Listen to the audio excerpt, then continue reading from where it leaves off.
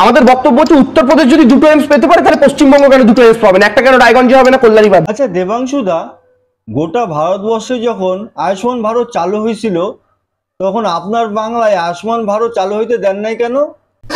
মিথ্যেবাদী ছোট লোক একখানা, মিথ্যে কথা বলছি। Hi guys, welcome back to my YouTube channel. আজকে আবার একটা নতুন ভিডিও নিয়ে চলে আসলাম। চ্যানেলে যদি নতুন হও তাহলে অতি অবশ্যই like, comment, share and all subscribe করে দেবে। এই ভিডিওটা সম্পূর্ণ এডিটিং এর মাধ্যমে তোমাদের বিনোদন করার জন্য বানানো হচ্ছে। সিরিয়াসলি নেবে না, দেখবে আর ভুলে যাবে। চলো আর বেশি দেরি না করে শুরু করছি।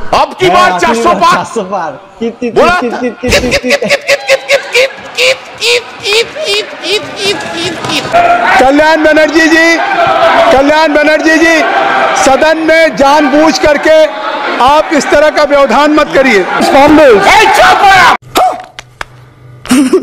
ये सब क्या देखना पड़ रहा है? যে পার্লামেন্টকে ভারতের লোকতন্ত্র গণতন্ত্রের ভগবান মানা হয়, সেই পার্লামেন্টের দ্বারাই এক কল্যাণ ব্যানার্জি খিস্তি দিচ্ছে। এটার নামই তৃণমূল কংগ্রেস। ভাই 2024-এ নতুন ট্রেন্ডিং হয়ে থাকবে পশ্চিমবঙ্গের রাজনীতিতে। শিক্ষিত বেকার যুবক হয়ে যদি কোনো তৃণমূলের নেতার কাছে চাকরি চাইতে যাও, মাত্র 9 দিন হলো ওদিকে টলিউডের সিনেমা জগতে সব বন্ধ আর অভিনেতারা মানুষের যন্ত্রণায় ভুগছে, আর অন্যদিকে 1000 চাকরি প্রার্থীরা ধর্নায় বসে আছে। আর এই বিষয়ে যখন প্রশ্ন করলে আর সন্দেশকালীর ঘটনার মতো রাত 12টার সময় কোনো মহিলাকে যে তুলে নিয়ে যায় আর আপনি যদি প্রতিবাদ করেন, নচিকেতা মহানায়ক সম্মান পেয়ে গেল। আর আপনি যদি জানতে চান নচিকেতা কবে সিনেমা করলো, আর যদি কোনো তৃণমূলের নেতাকে যদি আপনি জিজ্ঞাসা করেছেন যে 100 দিনে টাকা চুরি করেছেন,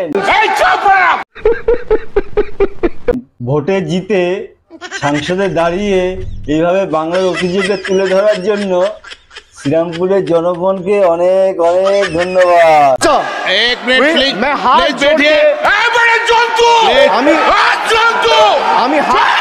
বাংলা খেয়ে চায়ের দোকানে যেরকম সাধারণ মানুষের রাজনীতি করে সেরকম অবস্থা হয়েছে।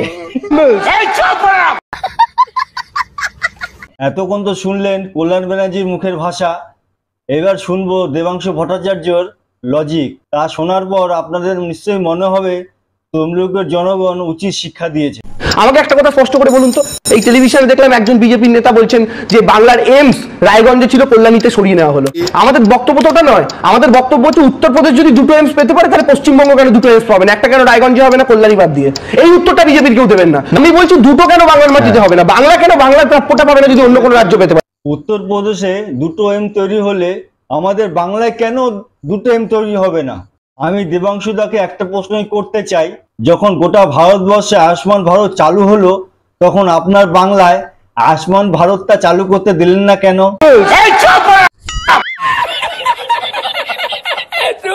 আমাদের বক্তব্য হচ্ছে উত্তরপ্রদেশ যদি দুটো এমস পেতে পারে তাহলে পশ্চিমবঙ্গ কেন দুটো এমস পাবে না? একটা কেন রায়গঞ্জে হবে না, কল্যাণীবাদ দিয়ে? এই উত্তরটা বিজেপির কেউ দেবেন না। আমি বলছি দুটো কেন বাংলার মাটিতে হবে না? বাংলা কেন বাংলার প্রাপ্যটা পাবে না যদি অন্য কোনো রাজ্য পেতে?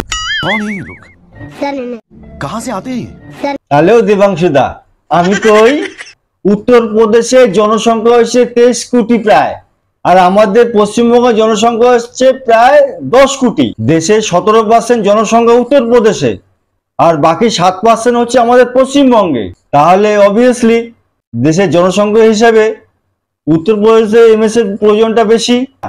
কি অনুভূতি যেটু দেবাংশু কি ভুলভাল বলছে? নেশা করে কিনা আমি জানি না, একবার দেখতে হবে পুরো পাতা পাতা খায় কিনা।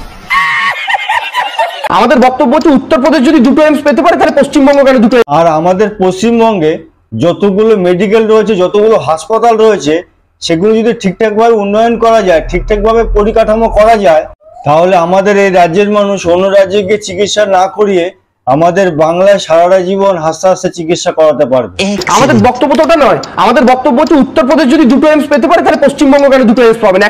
কিছুদিন আগে হুগলির সাংসদ রচনা ব্যানার্জি বাংলার স্বাস্থ্য ব্যবস্থা নিয়ে কিছু প্রশ্ন তুলেছিলেন। কি সাংঘাতিক অবস্থা স্বাস্থ্য ব্যবস্থা, একবার আপনারা দেখুন এই ভিডিওটা। স্বাস্থ্য ব্যবস্থা সাংঘাতিক খারাপ অবস্থায় রয়েছে। স্বাস্থ্য ব্যবস্থা চরম পর্যায়ে খারাপ হয়ে গিয়েছে। চোখ বন্ধ করে বলে দেওয়া যায় কিছুই যে হয়নি সেটা আমার কাছে এতদিন কিছুই ক্লিয়ার ছিল না। মানে স্বাস্থ্য ব্যবস্থা তো মানে সাংঘাতিক খারাপ অবস্থায় রয়েছে, স্বাস্থ্য ব্যবস্থায় চরম পর্যায়ে খারাপ হয়ে গিয়েছে। দেখলেন তো কি দেবাংশুদা, কি দেখলে? এবার কি বক্তব্য তোমার? আমাদের বক্তব্য তো ওটা নয়, আমাদের বক্তব্য হচ্ছে উত্তরপ্রদেশ যদি দুটো এমস পেতে পারে তাহলে পশ্চিমবঙ্গ কেন দুটো এমস?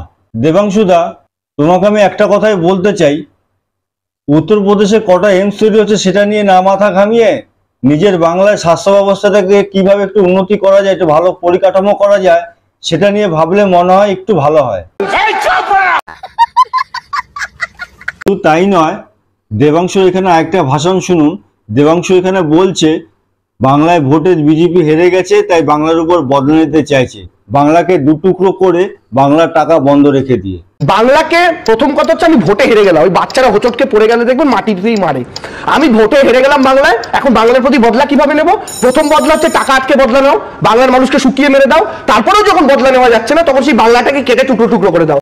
বাংলায় বিজেপি হেরে গেছে তাই নাকি বাংলার উপর বদলা নেওয়ার চেষ্টা করছে। যখন বাংলায় ভোট আসে তৃণমূল না করার জন্য যারা বিজেপি করে তাদের উপরে কিভাবে বদলা নেন?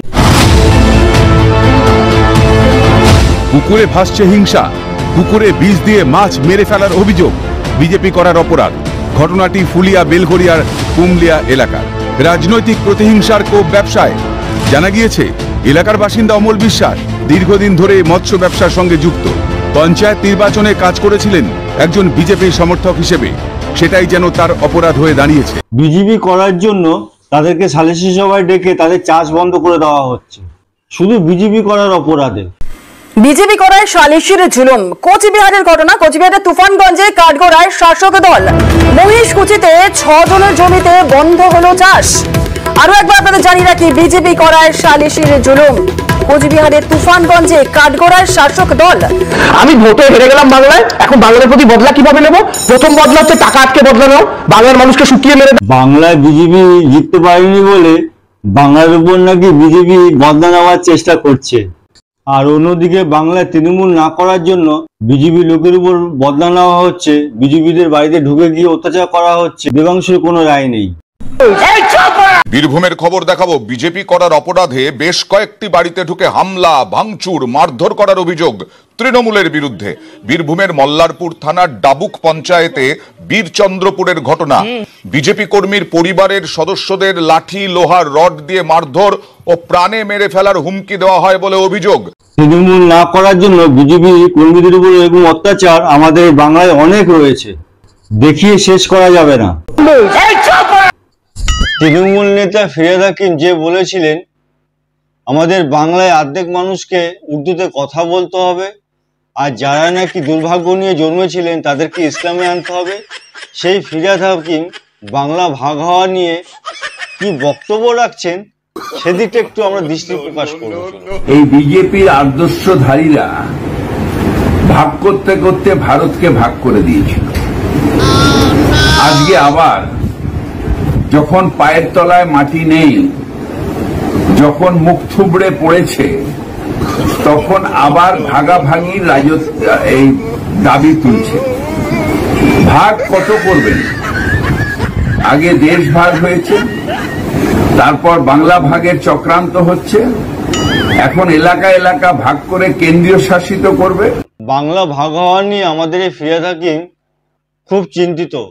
বাংলাদেশ পাকিস্তান ভাগ হয়েছে সেটা আপনারা ছেড়ে দিন। যখন নিজের বাংলায় আলম শেখ নামে একজন বলেছিল 30% মুসলিম হয়ে ভারতকে 4টে ভাগে ভাগ করে পাকিস্তান বানাবো, তখন ফিরহাদ হাকিম চিন্তিত হননি। 30% মুসলিম ইচ্ছা করলে ভারতে 4টে পাকিস্তান বানাতে পারে, ফিরিয়ে আনতে পারে সুচপুর গণহত্যার স্মৃতি। বুধবার নানুরের মিছিল থেকে হুমকি দিলেন স্থানীয় তৃণমূল নেতা শেখ আলম। আমরা যারা সংখ্যা নেব তারা 30%, আর তারা যারা আছেন তারা 70%। এই 70% নিয়ে তারা গতিতে আসবেন, লজ্জা করা উচিত। আমরা যদি 30% লোককে, সারা ভারতবর্ষের 30% লোককে যদি একদিক করে দেওয়া হয়, 4-4টে পাকিস্তান তৈরি হবে। একটা পাকিস্তান বিজেপি 70% পেয়ে ক্ষমতা আসতে চাইছে, আর ওরা 30% মুসলিম হয়ে ভারতকে 4টে ভাগে পাকিস্তান করতে চাইছে। সেই বিষয়ে ফিরহাদ হাকিম ধিক্কার জানানোর সময় পাননি। আমরা যদি 30% লোককে, সারা ভারতবর্ষের 30% লোককে যদি একদিক করে দেওয়া হয়, 4-4টে পাকিস্তান তৈরি হবে। একটা পাকিস্তানের কাশ্মীর থেকে কেপ কুমারিন, কন্যাকুমারিন এক, এবং বাংলার দার্জিলিং থেকে নিয়ে সাগর পর্যন্ত এক।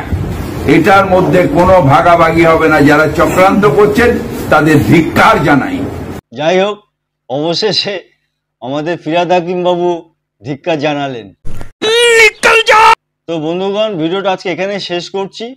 এই ভিডিওটা কাউকে ছোট করার উদ্দেশ্য বানানো হয়নি, জাস্ট এন্টারটেনমেন্ট পারপাসের জন্য বানানো হলো। ভিডিওটা ভালো লাগলে লাইক, কমেন্ট, শেয়ার, সাবস্ক্রাইব করবেন। নেক্সট ভিডিওটা আবার দেখা হবে। Nice good day.